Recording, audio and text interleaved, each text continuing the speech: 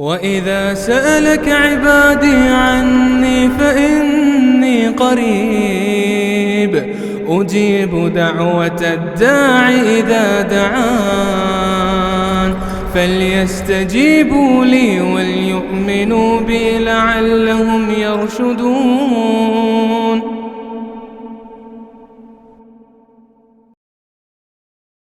الحمد للہ رب العالمین والصلاة والسلام علی نبینا محمد وعلی آلہ وصحبہ اجمعین ومن تبعہم بإحسان الی یوم الدین. رمضان کے اس بابرکت مہینے میں جو دعا کا مہینہ ہے، ہماری اس مجلس میں مسلسل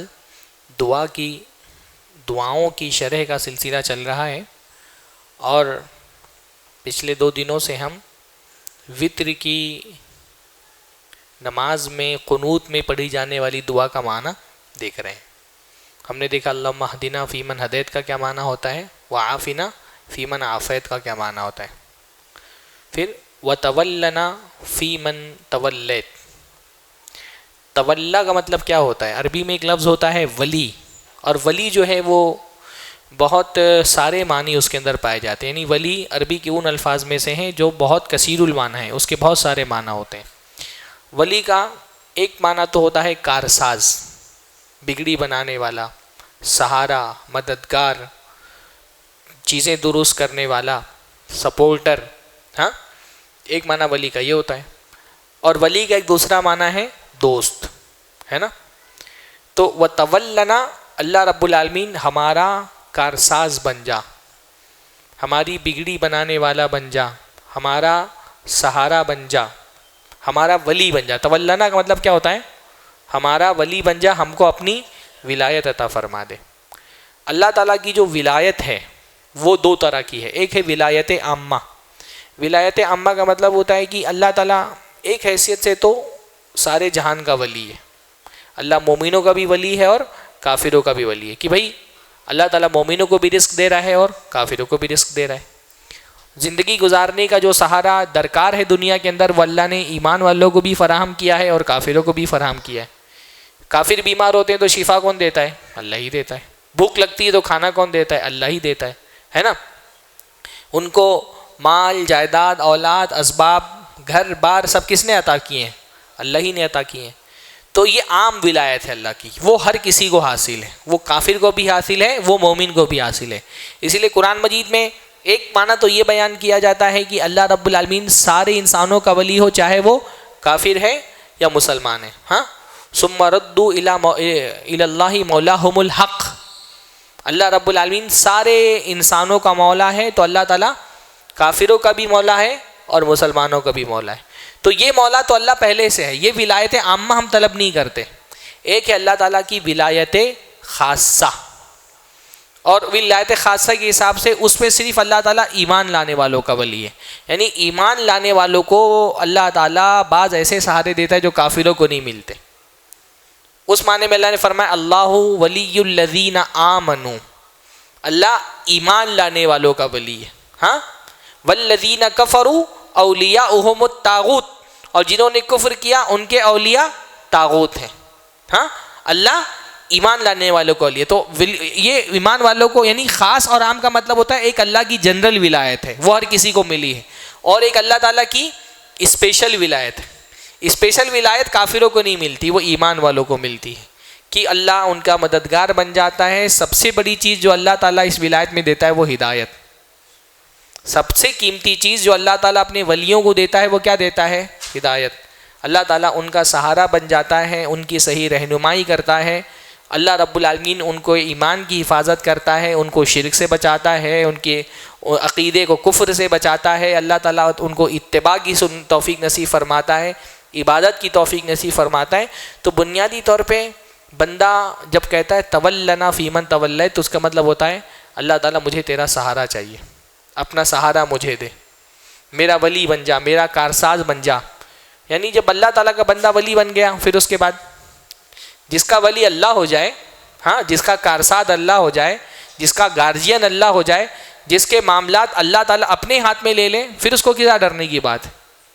ہاں، یعنی اللہ کی ولایت طلب کرنا یہ بہت بڑی دعا ہے کہ اللہ تعالیٰ اپنی ولایت سے ہم کو سرفراز فرما دے، ہمارا ولی بن جا. کہ جس کا ولی اللہ بن گیا تو اللہ پھر کافی ہے، پھر اس کو کسی اور ولایت کی ضرورت ہے.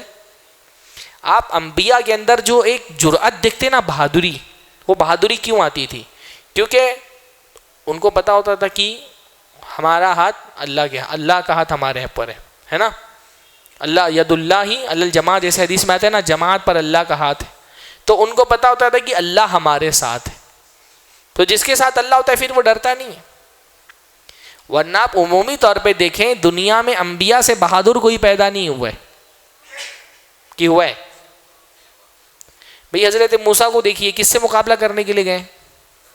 فرعون سے. فرعون کون ہے؟ پورے مصر کا بادشاہ ہے، فوج ہے اس کی اتنی بڑی، ہاں، جس کو چاہتا ہے زندہ رکھتا ہے، جس کو چاہتا ہے قتل کر دیتا ہے. کہہ رہا ہے الیس لی ملک مصر وہذی الانہار تجری من تحتی، دیکھو مصر کی بادشاہت میری ہے، نہریں میرے حکم سے جاری ہوتی ہیں. اتنی بڑی فوج ہے. فوج کا مقابلہ کرنے کے لیے کیا لے کر کے گئے ہاتھ میں؟ ہاں، ایک لاٹھی. ایک لاٹھی لے کے ایک بندہ ایک ملک کے حاکم کا فوج کا مقابلہ کرنے کے لیے نکل گیا ہے. اس کے لیے کتنی جرأت چاہیے؟ یہ جرأت کہاں سے آتی ہے؟ بندے کو پتا ہے کہ میرے ساتھ اللہ ہے.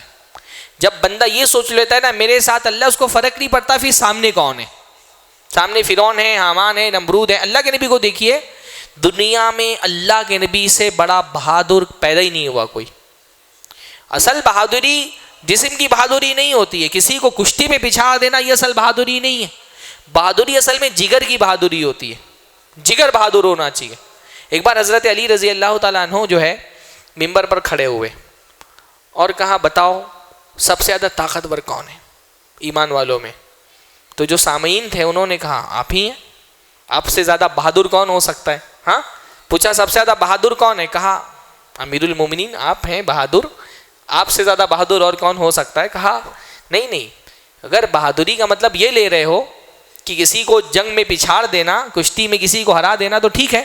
اس معنی میں تو آج تک ایسا کبھی نہیں ہوا کہ میں کسی سے لڑا ہوں اور میں پچھڑ گیا ہوں اور کسی نے مجھے پچھاڑ دیا ہو، ایسا آج تک نہیں ہوا کبھی. لیکن اصل بہادری یہ نہیں ہے. اصل بہادر دنیا میں یہ حضرت علی کی صحیح روایت موجود ہے صحیح سند کے ساتھ، کا ایمان والوں میں مسلمانوں میں سب سے بہادر حضرت ابوبکر ہے. کہ کس نے کہا؟ حضرت علی نے ممبر پہ کہا، رونے لگے بول کر کے. کہا میں نے وہ دور بھی دیکھا ہے، اللہ کے نبی صلی اللہ علیہ وسلم مکہ میں تھے، تھوڑے بہت لوگوں نے اسلام قبول کیا تھا. جب اللہ کے نبی نے توحید کی دعوت دی، مشرکین کی ایک جماعت پل پڑی اللہ کے رسول کو مارنے کے لیے، گھیر کر کے اللہ کے نبی صلی اللہ علیہ وسلم کو مارنے کی کوشش کرنے لگے. کسی مسلمان میں اتنی جرأت نہیں تھی کہ اتنی بڑی بھیڑ میں جا کر کے اللہ کے نبی کو بچاتے. ایک اکیلے ابو بکر جا کر کے اللہ کے نبی سے لپٹ گئے. مشرکین کے نرغے میں اللہ کے نبی صلی اللہ علیہ وسلم پھنسے ہوئے جا کے اللہ کے نبی سے نپٹ گئے اور مشرکین مارے جا رہے ہیں. وہ لات اور منہ کے حضرت ابو بکر اپنے سینے اور اپنے چہرے پہ کھا رہے ہیں اور کہہ رہے ہیں اتقتلون رجلا ان یقول ربی اللہ، تم ایک آدمی کو بس اس لیے قتل کرنا چاہتے ہو کیونکہ وہ کہتا ہے میرا رب اللہ ہے؟ کہ ان سے زیادہ بہادر ہم نے کسی کو نہیں دیکھا. بہادری اصل میں یہ ہوتی ہے، جگر کی بہادری. اللہ کے نبی کی بہادری دیکھیے نا، اکیلے ایک انسان کھڑا ہے، کس کے ساتھ کس کے خلاف کھڑے تھے؟ اللہ کے رسول. پورا عرب، جب اللہ کے نبی توحید کی دعوت لے کے کھڑے ہوئے، پورا عرب شرک میں ڈوبا ہوا تھا. اور شرک صرف ان کا دین نہیں تھا، شرک ان کا دین بھی تھا، شرک ان کی دنیا بھی تھی، شرک ان کا سماج بھی تھا، شرک ان کی معیشت بھی تھی، شرک ان کی معاشرت بھی تھی. ایک اکیلا انسان پورے عرب کے خلاف کھڑا ہو گیا ہے بغیر کوئی پرواہ کیے ہوئے. یہ جو بہادری آتی ہے کہاں سے آتی ہے؟ یہ اللہ کی ولایت ہے.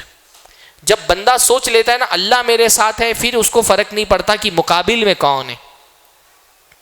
جب یہ سوچ لیتا ہے اللہ ولی، اللہ ولی الذین آمنوا، اللہ ایمان لانے والوں کا ساتھی ہے، مددگار ہے.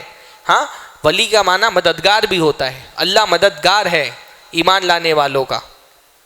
ہاں، آج اللہ کی مدد ہم کو اس لیے نہیں مل رہی کیونکہ وہ ایمان کی شرط ہم پوری ہی نہیں کرتے.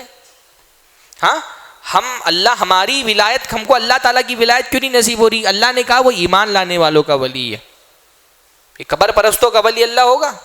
ہاں، یہ بدترین قسم کے قبر پرست جو اپنی مشکل ترین حالت میں بھی اللہ کو نہیں یاد کرتے ہیں، ان کی مدد اللہ تعالیٰ کرے گا. اللہ نے کہا میں ایمان والوں کی مدد کرتا ہوں.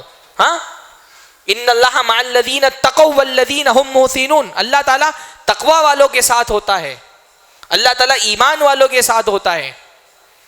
بھائی مشرکین کی کشتی پھنستی تھی بھور میں تو کیا کرتے تھے؟ سب بھول جاتے تھے بتوں کو، صرف اللہ کو پکارتے تھے. تو اللہ تعالیٰ کیونکہ اس حالت میں وہ صرف اللہ کو پکار رہے تھے تو اللہ وہاں بھی ان کی مدد کر دیتا تھا. ہاں، کشتی بھور میں پھنستی تھی، اللہ کو یہ معلوم ہے کہ ان کی کشتی بچا کر کے جیسے ہی یہ کنارے پہ پہنچیں گے مجھ کو بلانا چھوڑ دیں گے. لیکن دعوا اللہ مخلصین لہ الدین، جب وہ اکیلے اللہ کو پکارتے تھے نا اللہ ان کی مدد کرتا تھا، کشتی ان کی پار لگا دیتا تھا.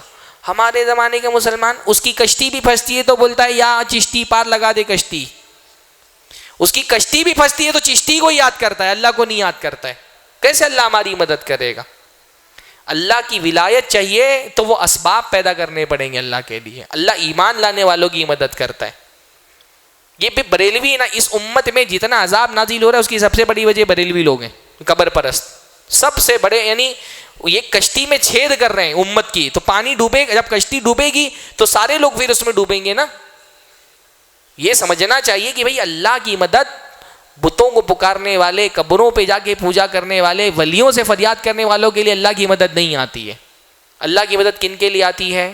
جو خالصتاً اللہ کے لیے ہو کر کے رہتے ہیں. اللہ ولی الذین آمنوا، اللہ ایمان لانے والوں کا ولی ہے. اپنی ایمان کو پختہ کرو، پھر اللہ سے دعا کرو کہ اللہ ہمارا ولی بن جا، اللہ ہمارا کارساز بن جا.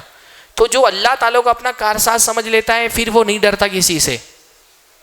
جو یہ سمجھ لیتا ہے نا کہ اللہ میرے ساتھ ہے، اللہ میرا ولی ہے، اس کو فرق نہیں پڑتا الیکشن میں کون جیت رہا ہے، اقتدار کس کو مل رہا ہے، کس نے پارلیمنٹ میں کتنی سیٹ حاصل کر لی ہے، ووٹنگ مشین میں کس کی سیٹنگ ہے، فرق نہیں پڑتا.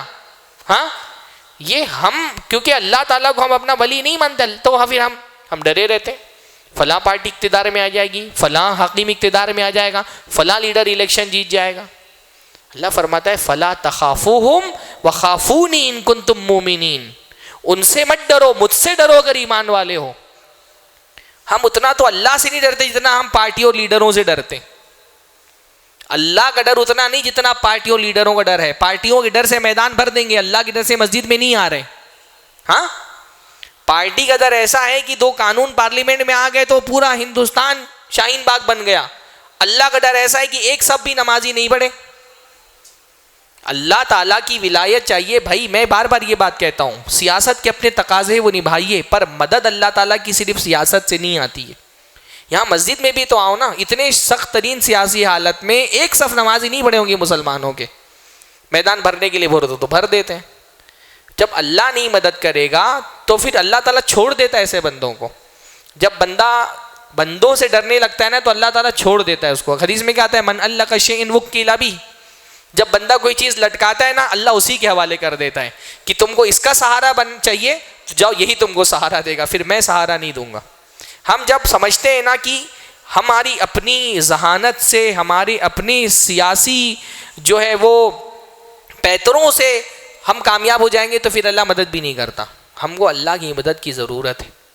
اس لیے بندہ تو جب آئے قنوت وتر میں نا اللہ تعالیٰ سے مدد مانگیں. وَتَوَلَّنَا فِي مَن تَوَلَّيْتَ، اللہ تو نے مدد کی ہے، بہتوں کی مدد کی ہے. فی من تولیت کا یہ مطلب ہوتا ہے نا کہ اللہ تعالیٰ ہم کو بھی ان لوگوں میں شامل فرما لے جن کی تو مدد کرتا ہے. اللہ مدد کرنے پہ آتا ہے تو بدر میں 313 1000 پہ غالب ہو جاتی ہیں. وَكَم مِّن فِئَةٍ قَلِيلَةٍ غَلَبَتْ فِئَةً كَثِيرَةً بِإِذْنِ اللَّهِ، بہت ساری چھوٹی چھوٹی جماعتیں اللہ کے حکم سے بڑی بڑی جماعتوں پہ غالب آ گئیں. کب؟ جب اللہ کی مدد ان کے ساتھ ہوتی ہے.